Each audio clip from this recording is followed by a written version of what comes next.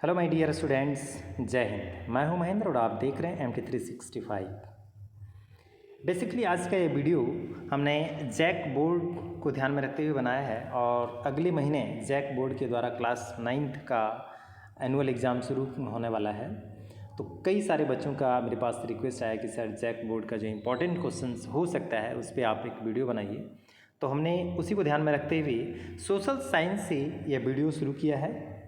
तो आज इस वीडियो में सोशल साइंस में हिस्ट्री का जो पहला टॉपिक है क्लास 9th का फ्रांसीसी क्रांति, उसके जितने भी इम्पोर्टेंट क्वेश्चंस हैं उसको मैंने इस वीडियो में जो है डाला है, दिया है। और मुझे उम्मीद है कि इस वीडियो को आप अगर पूरा देखें तो मैं दावा कर सकता हूं कि इस टॉपिक से जितने भी सवाल पूछे जाएंगे वो आपसे एक भी नहीं छूटेगा।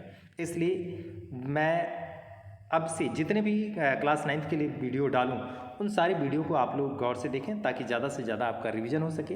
और चूँकि इस बार जैक बोर्ड के द्वारा ऑब्जेक्टिव एग्जाम्स लिए जाएंगे OMR शीट पे, तो आपके लिए सबसे ज़्यादा इम्पॉर्टेंट है कि ऑब्जेक्टिव सवाल जितने बन सकते हैं उसका ज़्यादा से ज़्यादा रिवीजन करना।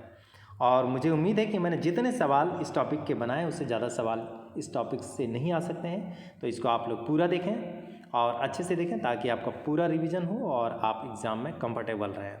तो आइए हम लोग शुरू करते हैं एक एक पहला सवाल से। फ्रांसीसी क्रांति का देखिए सबसे पहला सवाल है, फ्रांस की क्रांति कब शुरू हुई? तो इसका आंसर है 14 जुलाई 1789 ईस्वी। यहाँ पे एक चीज़ और ध्यान रखें, आप लोगों की सहूलियत के लिए हमने आंसर को जो है वो ग्रीन कलर से हाईलाइट किया हुआ है ताकि आप लोग इसे एक बार देखें और आपके दिमाग में वो हमेशा के लिए रहे। तो यहाँ पे मैं पेन पेंसिल का यूज़ नहीं करूँगा, डायरेक्ट आंसर वो जो लिखा हुआ है उसी पे हम चर्चा करेंगे।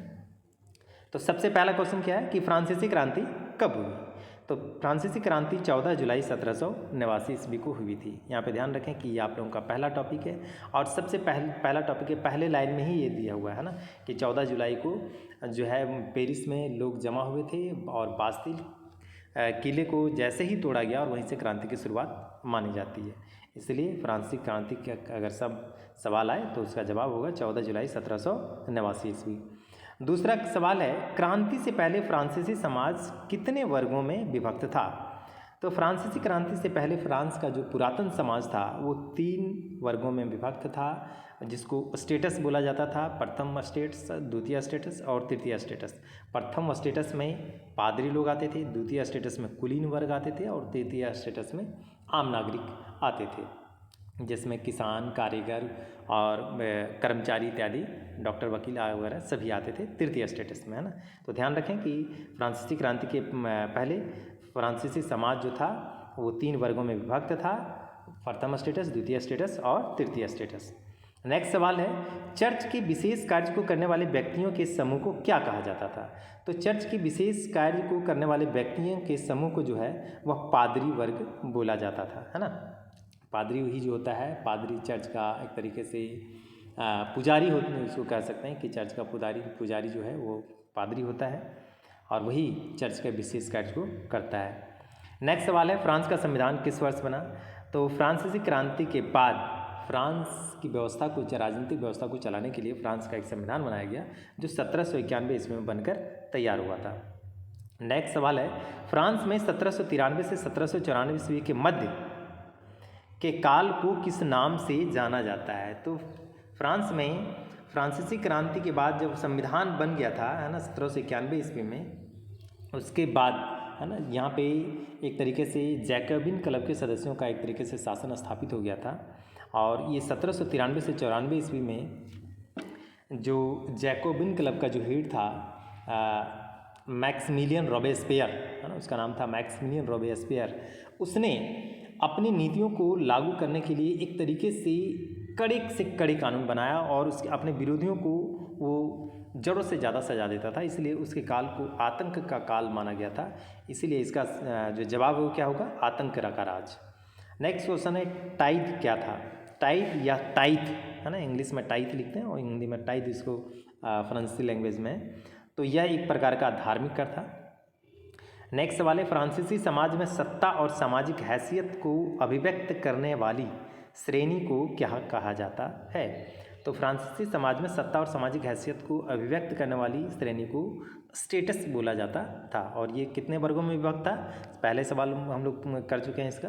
ये 3 स्टेटस में बटा हुआ था, प्रथम स्टेट, द्वितीय स्टेट और तृतीय स्टेट्स। फिर से एक बार हम लोग रिविजन करें। प्रथम स्टेट में पादरी लोग थे, द्वितीय स्टेटस में कुलीन वर्ग के लोग थे और तृतीय स्टेटस में आम नागरिक थे, जिसमें किसान, कारीगर, कर्मचारी वगैरह सभी लोग आते थे। नेक्स्ट क्वेश्चन है मार्सिले क्या है? तो मार्सिले जो है वो फ्रांस का राष्ट्रगान है ना। नेक्स्ट क्वेश्चन है 1774 ईस्वी में फ्रांस की राजगद्दी पर कौन आसीन था? तो 1774 ईस्वी में फ्रांस की राजगद्दी पर लुई 16वां आसीन हुआ था, जो बुर्बो वंश का शासक था, है ना। और इसकी पत्नी का नाम, अर्थात कि लुई 16वें की पत्नी का नाम मैरी एंटोइनेट था। इसको ध्यान में रखें आप लोग। नेक्स्ट है मार्फा वार्सिलेवा कौन थी? तो मार्फा वार्सिलेवा एक बहादुर महिला कारीगर थी। नेक्स्ट क्वेश्चन है फ्रांस के किस किले की जेल को प्रदर्शनकारियों ने तोड़ दिया था? तो फ्रांस के बास्तिल किले की जेल को जो है वहाँ के प्रदर्शनकारियों ने, अर्थात उग्र भीड़ ने तोड़ दिया था। और यह जो है 14 जुलाई की घटना है और इसी दिन से फ्रांसीसी क्रांति की शुरुआत मानी जाती है ना। नेक्स्ट क्वेश्चन है 18वीं सदी में फ्रांस पर किस राजवंश का शासन था? तो 18वीं सदी में फ्रांस पर बुर्बो वंश का जो है राजवंश का शासन था और इसी का राजवंश का शासक हुआ लुई 16वां, है ना। नेक्स्ट क्वेश्चन है लुई 16वां कब राजगद्दी पर बैठा? तो लुई 16वां 1774 ईस्वी में राजगद्दी पर बैठा था। नेक्स्ट है लुई 16वां की शादी किसके साथ हुई? तो लुई 16वां की शादी जो है मैरी एंटोइनेट के साथ हुई थी, है ना। नेक्स्ट क्वेश्चन है मैरी एंटोइनेट कहाँ की राजकुमारी थी? तो मैरी एंटोइनेट जो है वो ऑस्ट्रिया की राजकुमारी थी ना। नेक्स्ट क्वेश्चन है लिब्रे क्या थी? तो लिब्रे जो है वो एक फ्रांस की मुद्रा थी जो 1774 ईस्वी के पहले वहाँ तक चल रही थी, है ना। नेक्स्ट क्वेश्चन है कि फ्रांस में प्राचीन राजतंत्र का शासन कब तक माना जाता है? तो फ्रांस में प्राचीन राजतंत्र का शासन फ्रांसीसी क्रांति के पूर्व तक माना जाता था। और फ्रांसीसी क्रांति कब हुई थी? 1789 ईस्वी में। इसलिए इसका जवाब क्या होगा? 1789 ईस्वी। नेक्स्ट क्वेश्चन है क्रांति के समय फ्रांस में कितनी आबादी किसान थी? अर्थात कि किसानों की आबादी कितनी थी? तो उसकी आबादी कितनी थी? 90%। सोचिए 90% सिर्फ किसान थे, लेकिन संपत्ति में अर्थात ज़मीन जायदाद में यहाँ के किसानों की भागीदारी बहुत कम थी। ज़्यादातर संपत्ति और भूमि के मालिक जो थे वो पादरी और कुलीन वर्ग ही थे, है ना। नेक्स्ट क्वेश्चन है फ्रांसीसी समाज कितने स्टेटस में बटा था? ये क्वेश्चन पहले भी हो चुका है। तो फ्रांसीसी समाज जो है 3 स्टेटस में बटा हुआ था, प्रथम स्टेटस, द्वितीय स्टेटस और तृतीय स्टेटस। नेक्स्ट सवाल है कुलीन वर्ग, है ना, किस स्टेटस में शामिल थे? तो कुलीन वर्ग द्वितीय स्टेटस में शामिल थे। प्रथम स्टेटस में कौन थे? तो पादरी वर्ग थे। और देखिए यहाँ पे नेक्स्ट सवाल भी है कि पादरी वर्ग किस स्टेटस में शामिल थे? तो पादरी वर्ग प्रथम स्टेटस में शामिल थे, है ना। नेक्स्ट क्वेश्चन है कि टाइल किस प्रकार का कर था? तो टाइल एक प्रत्यक्ष कर था जो डायरेक्ट सरकार को चुकाया जाता था, है ना। नेक्स्ट क्वेश्चन है सन 1789 में फ्रांस की आबादी कितनी थी? तो 1789 में फ्रांस की आबादी 2.8 करोड़ थी। नेक्स्ट क्वेश्चन है टू ट्रीटाइजेस ऑफ गवर्नमेंट के लेखक कौन थे? तो टू ट्रीटाइजेस ऑफ गवर्नमेंट के लेखक जो है वो जॉन लॉक हैं। और इस किताब में उन्होंने जो है वो राजा के दैवीय और निरंकुश अधिकारों के सिद्धांत का खंडन किया है। उनका मानना था कि राजा कोई के बनने के लिए कोई दैवी शक्ति नहीं होती है, बल्कि मतलब किसी भी देश का जो मेन शासक होता है वह वहाँ की जनता को होना चाहिए और जो भी सरकार बनती है वो निर्वाचित होनी चाहिए, है ना। नेक्स्ट क्वेश्चन है the spirit of the laws किसकी रचना है? तो the spirit of the laws जो है वो मॉन्टेस्क्यू की रचना है। और इस किताब में किसमें? द स्पिरिट ऑफ लॉज में मॉन्टेस्क्यू ने सत्ता के बंटवारे की बात की थी। और बंटवारा किस प्रकार का कि जो भी अधिकार है राजनीतिक और मतलब जो कानूनी अधिकार वो तीनों भाग में विभक्त होना चाहिए था, विधायिका, कार्यपालिका और न्यायपालिका में। तो इस किताब में इन्हीं विधायिका, कार्यपालिका और न्यायपालिका के बीच सत्ता के अधिकारों के बंटवारे की बात की गई है। नेक्स्ट क्वेश्चन है कि फ्रांस की क्रांति के पूर्व स्टेटस जनरल की अंतिम बैठक कब बुलाई गई थी? तो फ्रांसीसी क्रांति के पूर्व स्टेटस जनरल की अंतिम बैठक 1674 ईस्वी में 1614 ईस्वी में बुलाई गई थी। नेक्स्ट क्वेश्चन है द सोशल कॉन्ट्रैक्ट के लेखक कौन है? तो द सोशल कॉन्ट्रैक्ट के लेखक जो हैं वो रूसो हैं, है ना। नेक्स्ट क्वेश्चन है मिराबो और आबेसिये ने किसका नेतृत्व किया था? तो मिराबो और आबेसिये ने जो है वो नेशनल असेंबली का जो है नेतृत्व किया था। यहाँ पे ध्यान रखें कि स्टेटस जनरल की जब बैठक हुई तो उसमें तीनों स्टेटस के प्रतिनिधियों को शामिल होना था, लेकिन तृतीय स्टेटस के प्रतिनिधि की जब बात नहीं बनी तो तृतीय स्टेटस के लोग जो है वो पेरिस के एक टेनिस हॉल था, वहाँ टेनिस कोर्ट था, वहाँ पर जमा हुए और उन्होंने अपने आप को जनरल असेंबली घोषित कर दिया था, नेशनल असेंबली घोषित कर दिया था और उसका नेतृत्व जो है वो मिराबियो और आबेसिये ने किया था। नेक्स्ट क्वेश्चन है बास्तिल पर कब हमला किया गया था, अर्थात बास्तिल के किले पर। तो बास्तिल के किले पर कब हमला किया गया था? 14 जुलाई 1789 ईस्वी को, है ना। नेक्स्ट क्वेश्चन है फ्रांस में किसानों का विद्रोह कब हुआ था? तो फ्रांस में किसानों का विद्रोह जो है वो 1795 ईस्वी में हुआ था। नेक्स्ट क्वेश्चन है नेशनल असेंबली कब गठित किया गया? तो नेशनल असेंबली 1789 ईस्वी में ही गठित किया गया था। नेक्स्ट क्वेश्चन है तीसरा स्टेट क्या है शीर्षक नामक पंपलेट किसने लिखी थी? तो तीसरा स्टेट क्या है, यह पंपलेट जो है वो आबेसिये ने लिखी थी। आबेसिये जो है एक पादरी थे, लेकिन ये सोशल वर्कर थे, अर्थात कि सामाजिक कार्यकर्ता थे, जो जिनमें पादरी का कोई गुण नहीं था बल्कि आम जनता की समस्याओं से ये रूबरू थे और उनको लगता था कि आम जनता की जो समस्या है उसका हल निकलना चाहिए। नेक्स्ट क्वेश्चन है संविधान का निर्माण कब संपन्न हुआ? तो संविधान का निर्माण 1791 ईस्वी में संपन्न हुआ था, है ना। नेक्स्ट क्वेश्चन है फ्रांस एक गणराज्य कब बना? तो फ्रांस एक गणराज्य जो है वो 1792-93 ईस्वी में बना, है ना, जब वहाँ पर राजतंत्र खत्म हुआ। नेक्स्ट क्वेश्चन है जैकोबिन गणराज्य का पतन कब हुआ? तो जैकोबिन गणराज्य का पतन जो है वो 1793 ईस्वी में तब हुआ जब मैक्सिमिलियन रॉबेस्पियर को फांसी पर लटका दिया गया था गिलोटिन के द्वारा।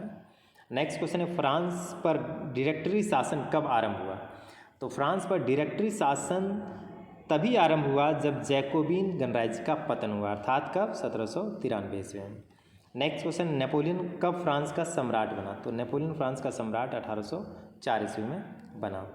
नेक्स्ट क्वेश्चन है वाटरलू में नेपोलियन की हार कब हुई? तो वाटरलू में नेपोलियन की हार 1815 ईस्वी में हुई थी। अगला क्वेश्चन है नेशनल असेंबली का चुनाव किस रीति से होता था? तो नेशनल असेंबली का चुनाव अप्रत्यक्ष तरीके से होता था, है ना। यहाँ पे एक चीज़ और ध्यान रखें कि नेशनल असेंबली फ्रांसीसी संविधान के द्वारा जो नेशनल असेंबली का जो चुनाव होना था उसमें वहाँ के नागरिकों को दो कैटेगरी में बांट दिया गया था, सक्रिय नागरिक और निष्क्रिय नागरिक, है ना। तो वहाँ पे वोट देने का अधिकार वैसे ही सिर्फ पुरुष लोगों को था जिनकी आयु 25 वर्ष से ज़्यादा थी और जो सरकार को 3 दिन की मजदूरी के बराबर टैक्स चुकाते थे, है ना। अर्थात कि ध्यान रखें कि जो 3 दिन की मजदूरी के बराबर टैक्स नहीं चुकाता था उसको अधिक वोट देने का अधिकार नहीं था और साथ ही साथ महिलाओं को भी वोट देने का अधिकार नहीं था, है ना। तो इसको ध्यान रखें। नेक्स्ट क्वेश्चन है कि लामी द पप्ल नामक पत्रिका का संपादक कौन था? तो लामी द पप्ल नामक पत्रिका का संपादक जयां पाल मरा था, है ना, ध्यान रखें आप लोग।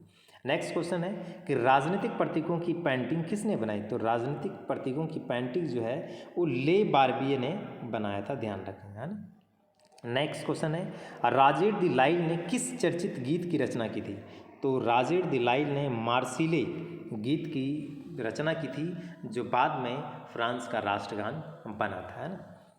नेक्स्ट क्वेश्चन है फ्रांस के भूतपूर्व कॉन्वेंट ऑफ सेंट जैकब के नाम पर किसका गठन किया गया था? तो इन्हीं के नाम पर, कॉन्वेंट ऑफ सेंट जैकब के नाम पर ही जैकोबिन क्लब का गठन किया गया था। नेक्स्ट क्वेश्चन है मैक्सिमिलियन रॉबेस्पियर किसका नेता था? तो मैक्सिमिलियन रॉबेस्पियर जो है वो नेशनल असेंबली का नेता था, है ना। बेसिकली देखिए यहाँ पे दो चीज़ ध्यान रखिए कि मैक्सिमिलियन रॉबेस्पियर जैकोबिन क्लब का भी था और नेशनल असेंबली का भी था, लेकिन यहाँ पे आंसर नेशनल असेंबली इसलिए होगा क्योंकि मैक्सिमिलियन रॉबेस्पियर ने ही नेशनल असेंबली का नेतृत्व किया था, है ना। नेक्स्ट क्वेश्चन है जैकोबिनों को एक अन्य किस नाम से जाना जाता था? तो जैकोबिनों को सौ कुलांत के नाम से जाना जाता था। नेक्स्ट क्वेश्चन है जैकोबिनों ने किस महल पर हमला कर राजा को बंदी बना लिया? तो जैकोबिनों ने जो है ट्यूलेरिये नामक महल पर हमला करके राजा को बंदी बना लिया था, है ना। नेक्स्ट क्वेश्चन है सन 1792 को नवनिर्वाचित असेंबली को क्या नाम दिया गया था? तो इसको नाम दिया गया था कन्वेंशन। नेक्स्ट क्वेश्चन है कि प्लेस डी ला कॉन्कॉर्ड ने लुई 16वां को कब फांसी की सज़ा दी? तो प्लेस डी ला कॉन्कॉर्ड ने लुई 16वां को 21 जनवरी 1793 ईस्वी को जो है फांसी की सज़ा दे दी थी, और इसके बाद मेरी अंतवानेत को भी फांसी की सज़ा दे दी गई थी, है ना। सन 1793-94 के काल को क्या कहा जाता है? तो हम लोग पहले भी देख चुके हैं। सन 1793-94 ईस्वी के काल को जो है आतंक का युग के नाम से जाना जाता है ना। नेक्स्ट क्वेश्चन है कि रोबेस्पियर को न्यायालय द्वारा सजा देकर गिलोटीन पर कब चढ़ाया गया? तो रोबेस्पियर को जो है 1794 ईस्वी में गिलोटीन पर चढ़ा दिया जाता है ना। नेक्स्ट क्वेश्चन है डायरेक्टरों में कितने सदस्य होते थे? तो डायरेक्टरों में टोटल 5 सदस्य होते थे, है ना। नेक्स्ट क्वेश्चन है फ्रांस की सबसे प्रसिद्ध महिला क्रांतिकारी कौन थी जिसे फांसी पर लटका दिया गया था? तो फ्रांस की सबसे प्रसिद्ध क्रांतिकारी महिला ओलंपे द गुज़वी थी, है ना, जिसे बाद में फांसी पर लटका दिया गया था। नेक्स्ट क्वेश्चन है दासों की मुक्ति का कानून कब पारित किया गया? तो दासों की मुक्ति का कानून 1794 ईस्वी में पारित किया गया था। और एक चीज़ ध्यान रखें कि दासों की मुक्ति का कानून पारित करवाने में जैकोबिन क्लब का बहुत बड़ा हाथ था, है ना। नेक्स्ट क्वेश्चन है फ्रांसीसी उपनिवेशों के अंतिम रूप से दास प्रथा का उन्मूलन कब हुआ? है ना, सॉरी यहाँ पे प्रिंटिंग मिस्टेक ये है कि फ्रांसीसी उपनिवेशों से अंतिम रूप से दास प्रथा का उन्मूलन कब हुआ? तो 1848 ईस्वी में फ्रांसीसी उपनिवेशों से दास प्रथा का उन्मूलन हो गया, अर्थात खत्म हो गया। उन्मूलन मतलब खत्म होना। नेक्स्ट क्वेश्चन है फ्रांस की महिलाओं को मताधिकार कब प्राप्त हुआ? तो फ्रांस की महिलाओं को मताधिकार जो है फ्रांसीसी क्रांति के काफ़ी बाद ना 1946 ईस्वी में मिली थी, ध्यान रखें आप लोग, है ना। नेक्स्ट क्वेश्चन 1815 ईस्वी में किस युद्ध में फ्रांस की हार हुई? तो 1815 ईस्वी में वाटरलू का युद्ध हुआ था, जिसमें नेपोलियन की हार हुई, और नेपोलियन की हार का मतलब था फ्रांस की हार, है ना। इसीलिए सवाल अगर नेपोलियन की हार का हो चाहे फ्रांस की हार का हो तो दोनों का जवाब एक ही होगा ना, वाटरलू का युद्ध और 1815 ईस्वी। अब यहाँ पे देखें थोड़ा सा कुछ और इम्पोर्टेंट क्वेश्चन है जो मैंने यहाँ पे हाईलाइट कर दिया है। जैसे बास्तिल किले को कब तोड़ा गया? तो बास्तिल किले को जो है वह 14 जुलाई 1789 ईस्वी को तोड़ा गया। लिब्रे जो वहाँ की मुद्रा थी उसको कब समाप्त कर दिया गया? तो 1794 ईस्वी को समाप्त कर दिया गया। नेक्स्ट है फ्रांस के किस दार्शनिक सरकार के अंदर विधायिका, कार्यपालिका और न्यायपालिका के बीच सत्ता के बंटवारे की बात कही? तो उसका जवाब क्या होगा? मॉन्टेस्क्यू, है ना। नेक्स्ट है फ्रांस के किस दार्शनिक ने राजा के दैवीय और निरंकुश अधिकारों के सिद्धांत का खंडन किया? तो इसका जवाब क्या है? John Locke.